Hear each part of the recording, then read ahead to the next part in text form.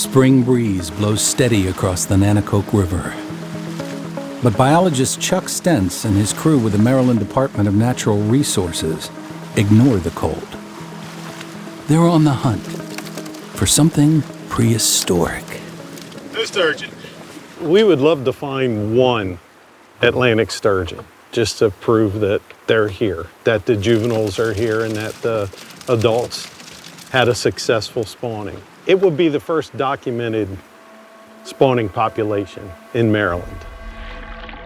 With a gargantuan growth potential, up to 14 feet and 800 pounds, the bony-plated Atlantic sturgeon is a relic, a fish that shared ancient oceans with the dinosaurs. Once plentiful throughout the Chesapeake Bay region, sturgeon meat and eggs were an important food source for thousands of years. Historians believe it was sturgeon caught on the James River that in 1609 saved the Jamestown colony from famine and collapse. In the late 19th century, the fish was harvested up and down the East Coast for its eggs, caviar, a delicacy. But overfishing and habitat loss soon caught up with the bay's sturgeon, and the population was listed as endangered in 2012. And because they're dealing with a federally listed endangered species, Chuck and his crew have a special permit for their research. Strict guidelines govern their work. Yeah, these are American eels. So far, white perch, a couple menhaden, hog chokers. That's about it so far. And a glut of invasive blue catfish. So far, the sturgeon, if they're here, have managed to evade net after net. Also going in the water today, these acoustic receivers. Chuck's team places them up and down the Nanticoke and its tributary, the Marshyhope Creek. If a sturgeon tagged with the transmitter swims past, it will ping the receiver.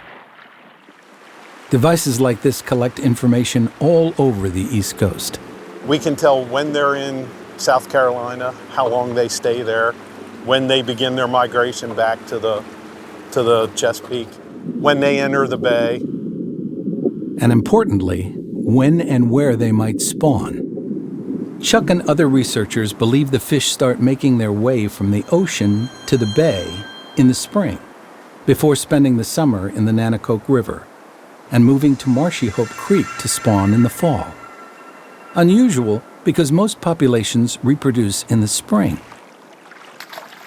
Finding a juvenile fish with Nanticoke River DNA would prove it. You know, they are an endangered species. That's what I always remind myself. So the chances of catching one are very slim. For a long time, researchers thought sturgeon weren't spawning in the Marshyhope.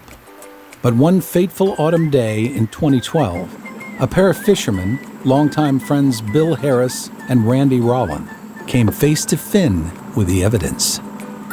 We were carp fishing. We were actually right up the river here a little bit.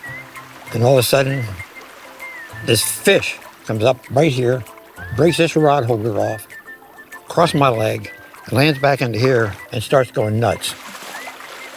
We were astonished. I mean, it was like once in a lifetime ever, you know. They managed to grab a hold of the 5-foot fish and release it into the water, but not before snapping a picture and posting it online. Once it went on the internet, I got a call from, I don't know if it was Chuck or not, but I got a call from DNR guys. And they said, where was this? You know, what were you doing? Because it's illegal to, you know, target them and catch them. And who's going to believe he jumped in the boat? Right.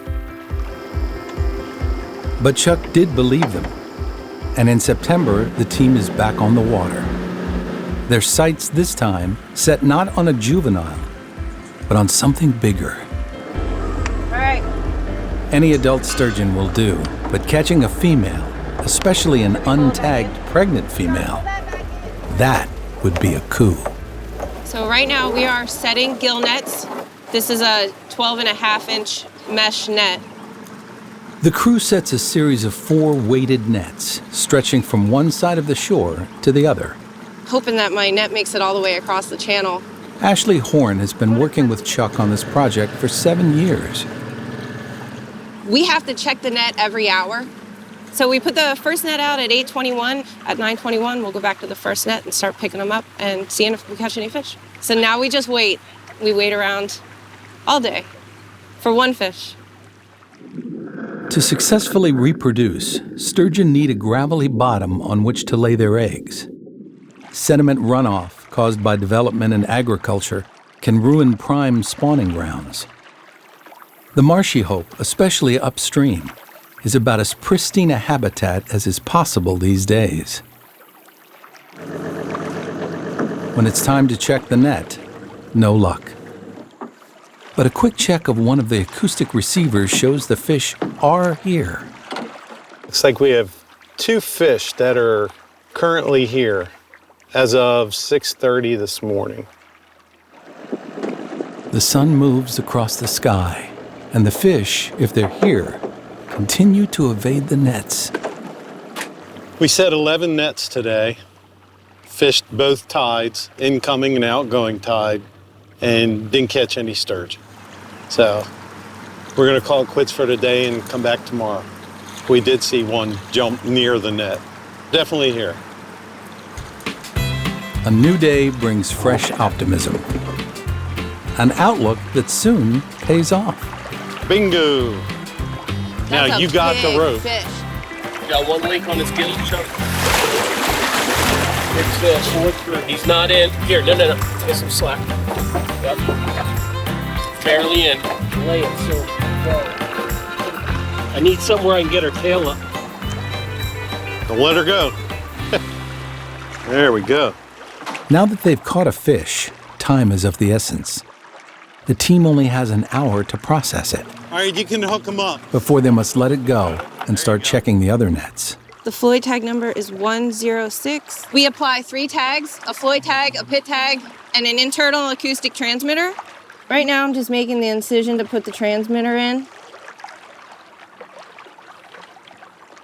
This is definitely a female. There's eggs. Yep, there they are. That's what their eggs look like. Female Atlantic sturgeon can lay anywhere from 400,000 eggs to 2 million. Putting the transmitter in. We make sure that it's up in there. Since this is a new fish, the transmitter will allow DNR to track her.